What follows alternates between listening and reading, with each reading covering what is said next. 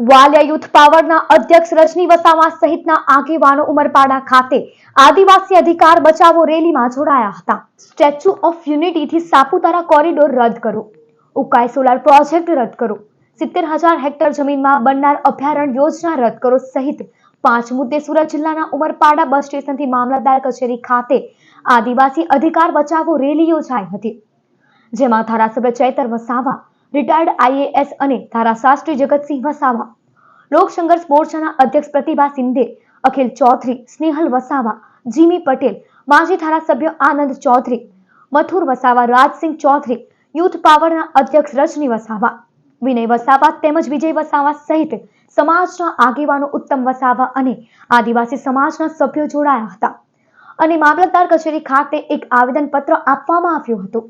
કરો યા મરો, અંગ્રેજો માટી છોડો। કયો નારો હતો? કરો યા મરો, અંગ્રેજો માટી છોડો એટલે કે દેશ છોડો। આપણી જે આ લડાઈ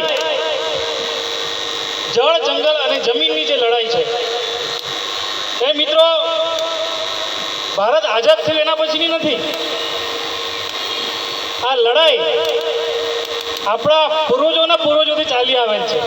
तिरछी नजर करने की कोशिश की तो संविधान के अंदर जितने भी अधिकार है उसके तहत हम उठेंगे और आपके ही नहीं इस राज्य के मुख्यमंत्री को भी घेरेंगे।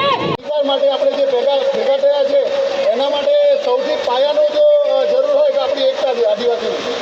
કેમ કે આદિવાસી એકતા આજકાલ તો એક ફેશન થઈ ગયેલી છે આપણા સમાજમાં કે આદિવાસી સમાજ પર અત્યાચાર થતો હોય ત્યારે અમુક લોકો એને ધંધો સમજીને પોતાના રોટલા ફેંકે છે અને છેલ્લી ઘડીએ પોલીસ પ્રશાસન અહીંના નેતાઓના ઇશારે આપણને પરવાનગી નહીં આપી।